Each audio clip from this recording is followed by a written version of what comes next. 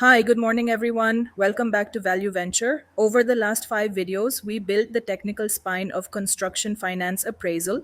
Is the project financeable? What is approved? What it will cost? How much is actually complete? And how much money is still required? In every one of those videos, one phrase kept returning: developer share and landowner share. Today, we finally give that its own video because in a joint development project, the appraisal logic genuinely changes.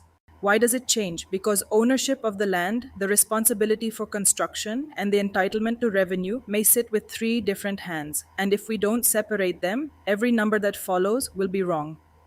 Let us take a concrete project: 100 apartments developed under an area sharing JDA. The landowner receives 40 units, the developer receives 60.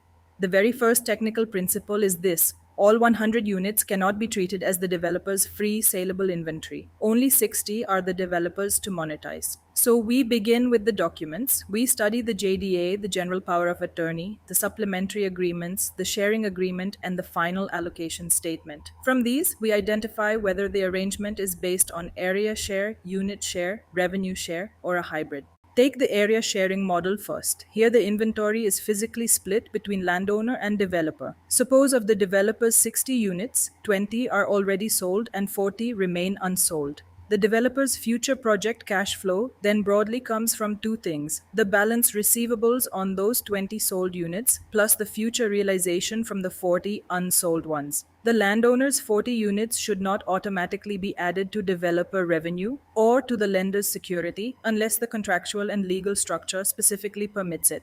Now comes the point most people miss: the construction obligation. In many area share JDAs, the developer is responsible for constructing not only its own 60 units, but also the 40 units belonging to the landowner.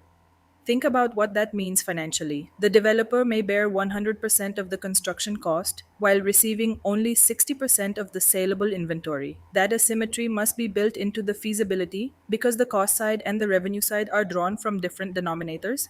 The revenue sharing model works differently. Here, the developer may sell the entire project but must remit an agreed percentage of collections to the landowner. That landowner share then becomes a project outflow or a senior distribution, depending on how the structure is written. Same project, completely different cash flow treatment. So the CF model should separately map 6 things that people often lump together: legal ownership, development rights, construction obligation, sale authority, cash flow entitlement, and mortgageable security. These are 6 different questions, and in a JDA, they frequently have 6 different answers. This is also why JDA inventory must be handled unit wise, never just as a percentage. Specific units may have been allocated through a supplementary agreement, sold, exchanged, or otherwise encumbered. Developer share is 60% is not an appraisal, it's a headline.